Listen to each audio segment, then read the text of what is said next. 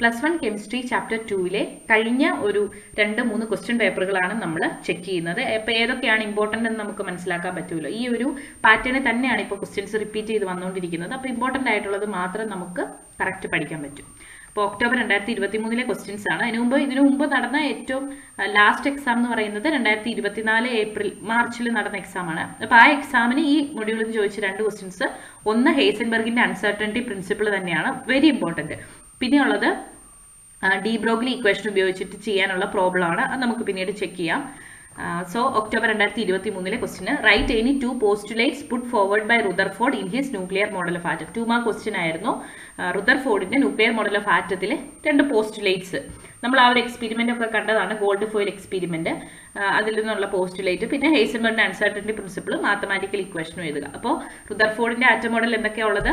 Positive ചാർജും most of the mass of atom are concentrated in an extremely small region called nucleus. Positive ചാർജും ഒരു ആറ്റത്തിലെ മാസും എല്ലാം എവിടെയാണ്? Extremely small റീജിയനിലാണ് concentrate ചെയ്തിരിക്കുന്നത്. അതായത് ആറ്റത്തിന്റെ സെന്ററിലാണ്. അതിനെ നമ്മൾ ന്യൂക്ലിയസ് എന്ന് പറയും. ഇലക്ട്രോൺസ് ന്യൂക്ലിയസിന് ചുറ്റും ഹൈ സ്പീഡിൽ സർക്കുലർ പാത്തുകളിലാണ് മൂവ് ചെയ്യുന്നത്. ആ പാത്തുകളെ നമ്മൾ ഓർബിറ്റ്സ് എന്ന് പറയും. Electrons and nucleus are held together by electrostatic forces of attraction. Okay, അപ്പൊ ഇത്രയാണ് റുദർഫോർഡിന്റെ ആറ്റം മോഡലിന്റെ പ്രത്യേകതകൾ. Then Heisenberg's uncertainty principle. Heisenberg uncertainty principle dual behaviour of matter and റേഡിയേഷന് ശേഷം കൊണ്ടുവന്നതാണ്. It states that it is impossible to determine simultaneously exact position and exact momentum of a moving microscopic particle like electron. Electron പോലെയുള്ള move ചെയ്യുന്ന microscopic പാർട്ടിക്കിളിന്റെ പൊസിഷനും മൊമെന്റവും അല്ലെങ്കിൽ പൊസിഷനും വെലോസിറ്റിയും ഒരേ സമയം കണ്ടെത്താൻ പറ്റില്ല എന്നാണ് ഹേസൻബർഗിന്റെ അൺസർട്ടനിറ്റി പ്രിൻസിപ്പിൾ പറയുന്നത്. അപ്പോൾ ഒരു മൂവിംഗ് പാർട്ടിക്കിളിന്റെ വെലോസിറ്റി കണ്ടുപിടിച്ചാൽ അതിന്റെ പൊസിഷൻ കണ്ടുപിടിക്കാൻ പറ്റില്ല. അപ്പൊ നമുക്ക് അതായത് ഇലക്ട്രോൺ, നമ്മളിപ്പോൾ റുദർഫോർഡിനെ കണ്ടതേ ഉള്ളൂ. ഇലക്ട്രോണ് ന്യൂക്ലിയസിന് ചുറ്റും സർക്കുലർ പാത്തുകളിലാണെന്നൊക്കെ പറയുമ്പോൾ ഒരു കറക്റ്റ് പാത്ത് ഒന്നും നമുക്ക് അങ്ങനെ ഡിഫൈൻ ചെയ്യാൻ പറ്റില്ല. കാരണം അവയെ അങ്ങനെ സൈമൾട്ടേനിയസ്ലി സെയിം ടൈമിൽ വെലോസിറ്റിയും പൊസിഷനും നമുക്ക് കണ്ടെത്താനേ പറ്റില്ല. ഇത് എവിടെയാണ് കണ്ടെത്തുക?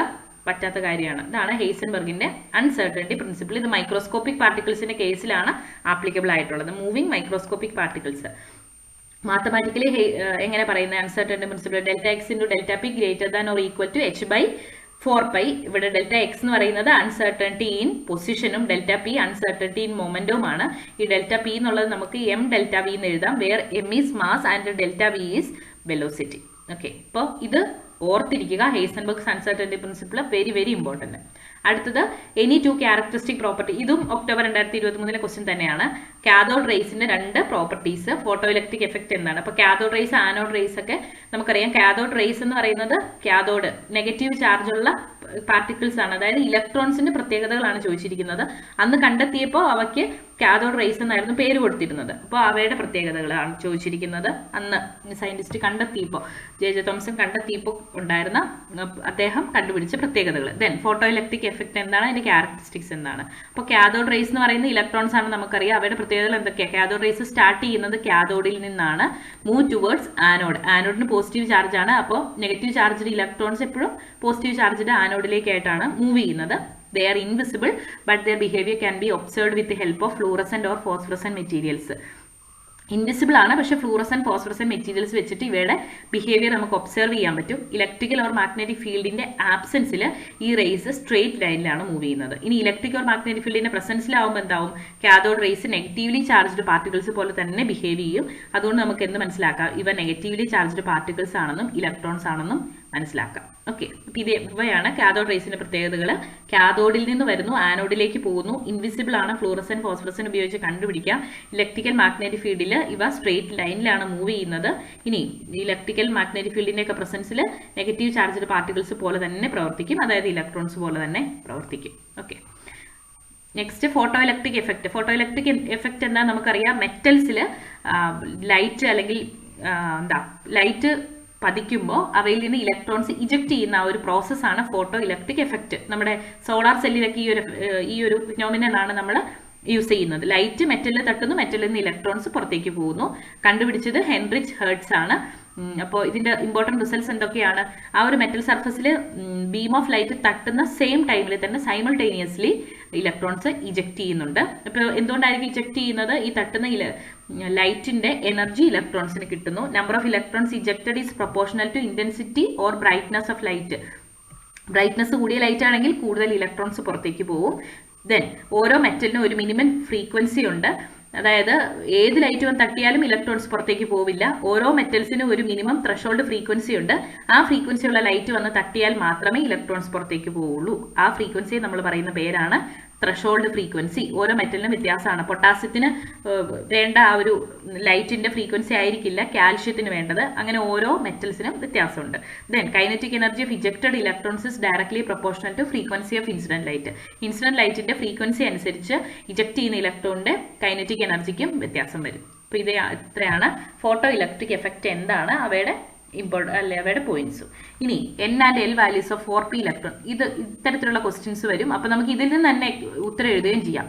4p ഇലക്ട്രോൺ എന്ന് കണ്ടാൽ N വാല്യൂ ഇത് ഈ ലെഫ്റ്റിൽ കൊടുത്തിരിക്കുന്ന സംഖ്യ ഏതാണോ അത് എഴുതിയാൽ മതി. അപ്പോൾ N ഈസ് ഈക്വൽ ടു 4 ആണ് നമുക്ക് നിസ്സംശയം പറയാം. ഇനി L വാല്യൂ കണ്ടുപിടിക്കാൻ L ഈസ് ഈക്വൽ ടു 0 വന്നാൽ S ആണെന്നും L ഈസ് ഈക്വൽ ടു 1 വന്നാൽ P ആണെന്നും L ഈസ് ഈക്വൽ ടു 2 വന്നാൽ D ആണെന്നും ഒക്കെ നമുക്കറിയാം. അപ്പോൾ ഇവിടെ L വാല്യൂ എത്രയാണ്? L is equal to 1. അപ്പോൾ N is equal to 4, L is equal to 1 ആണ് നമ്മുടെ answer. Then state aufbau principle. Aufbau principle എന്താ പറയുന്നത്? ഓർബിറ്റൽസിൽ ഇലക്ട്രോൺസ് ഫില്ല് ചെയ്യുന്ന എങ്ങനെയാണ്? അവയുടെ ഇൻക്രീസിംഗ് ഓർഡർ ഓഫ് എനർജി അനുസരിച്ചാണ്. അതായത് N+1 വാല്യൂ അനുസരിച്ച്, N+L വാല്യൂ അനുസരിച്ചാണ്. ഈ റൂളാണ് ഓഫ് ബോ പ്രിൻസിപ്പിൾ. അടുത്തത് ഹൈഡ്രജന്റെ ഏതെങ്കിലും 4 സ്പെക്ട്രൽ ലൈൻസ്. ഹൈഡ്രജന്റെ സ്പെക്ട്രൽ ലൈൻസ് ഏതൊക്കെയാണ്? Lyman series, Balmer series, Paschen, Brackett and Pfund series.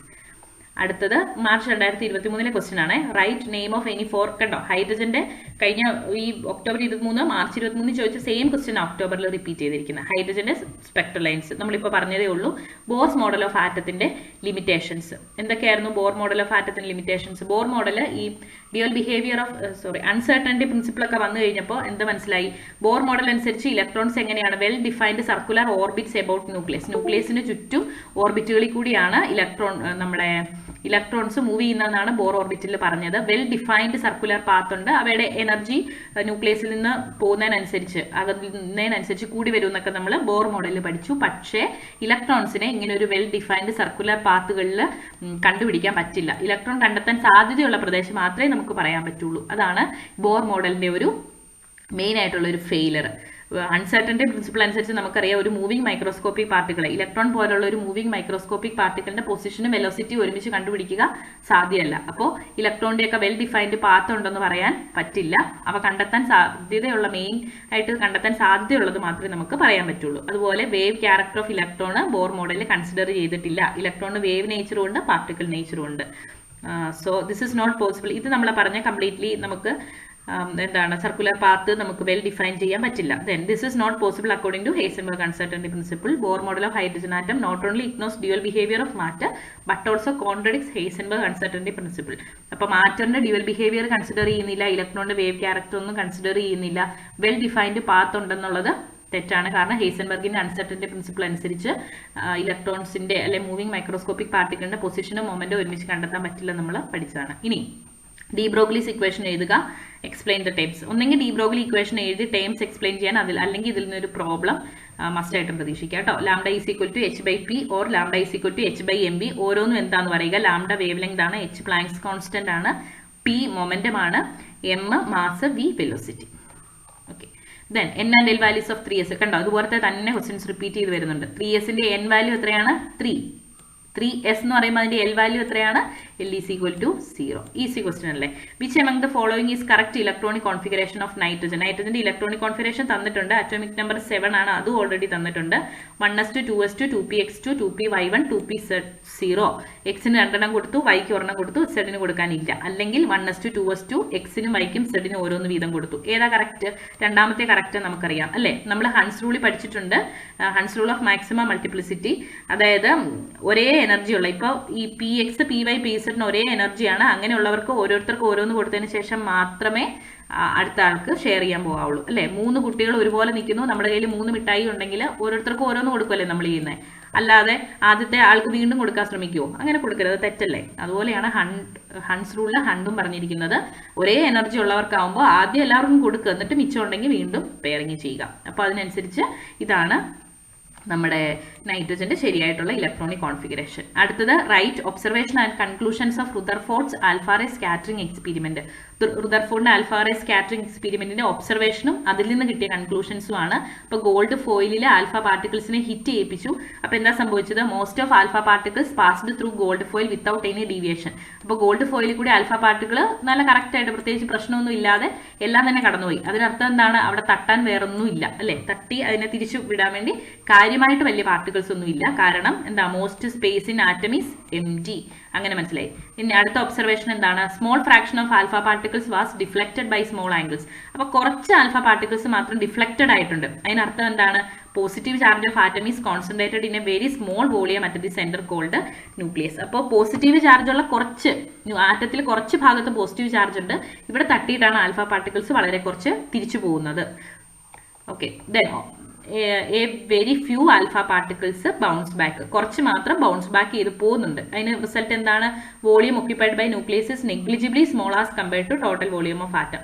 ആറ്റത്തിന്റെ total volume നമ്മൾ എടുക്കുമ്പോൾ ന്യൂക്ലിയസിന്റെ വോളിയം എന്ന് പറയുന്നത് വളരെ കുറവാണ്. വളരെ ഒരു പൊട്ടുപോലെ അത്ര ഒരു വോളിയമേ ന്യൂക്ലിയസിനുള്ളൂ. അപ്പോൾ കടന്നു പോകുന്ന ആൽഫ പാർട്ടിക്കിൾസ് എല്ലാം തന്നെ പ്രത്യേകിച്ച് പ്രശ്നമൊന്നും ഇല്ലാതെ കടന്നു പോകും. അതായത് ആറ്റത്തിൽ most of the space is empty. ഇനി വളരെ കുറച്ച് മാത്രം തട്ടി തിരിച്ചു വരുന്നു. അത് തട്ടിയത് എവിടെയായിരിക്കും? ന്യൂക്ലിയസിലായിരിക്കും. പിന്നെ വളരെ കുറച്ച് മാത്രം ബൗൺസ് ബാക്ക് ചെയ്യുന്നുണ്ട്. കാരണം എന്താണ്?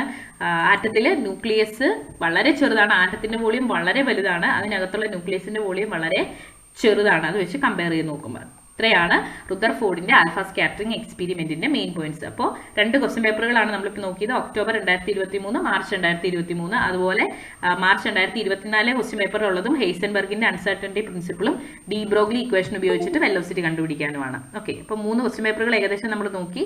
അപ്പോൾ ഏതൊക്കെയാണ് ഇമ്പോർട്ടന്റ് എന്നുള്ളത് ഇപ്പോൾ നമുക്ക് ഏകദേശം ക്ലിയർ ആയല്ലോ. അപ്പോൾ അത്രയും ഇമ്പോർട്ടന്റ് ആയിട്ടുള്ള കാര്യങ്ങൾ നിങ്ങൾ ആദ്യമേ തന്നെ പഠിക്കുക.